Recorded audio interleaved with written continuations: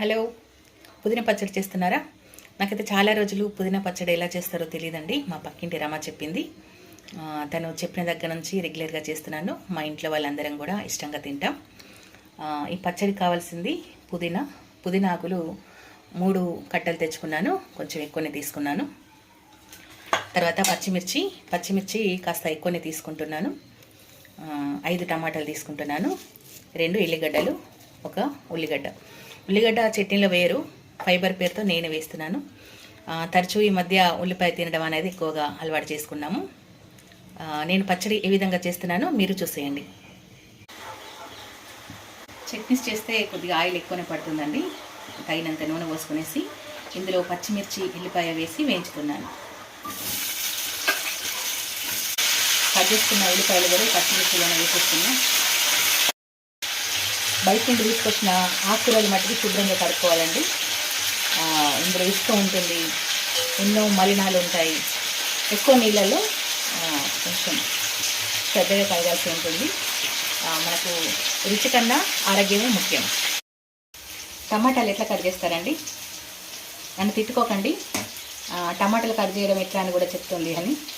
ఏం లేదండి, మన టమాటాకి ఇక్కడ ఇన్ఫెక్షన్ అనేది ఉంటుంది.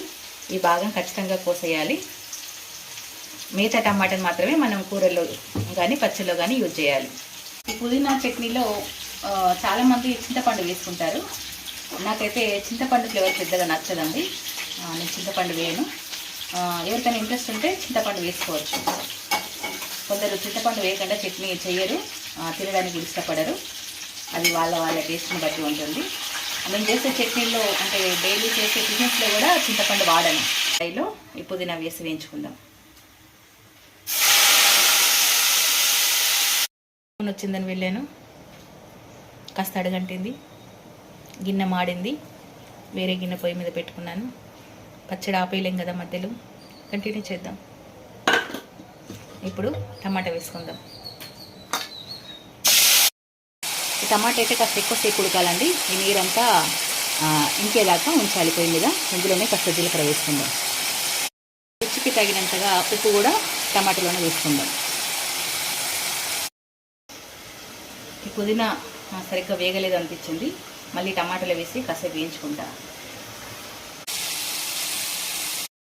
పుదీనా టమాటా చక్కగా తడి అనేది లేకుండా చక్కగా ఫ్రై అయింది. ఇప్పుడు ఈ మిశ్రమాన్ని అంతా మిక్సీలో వేసుకుందాం.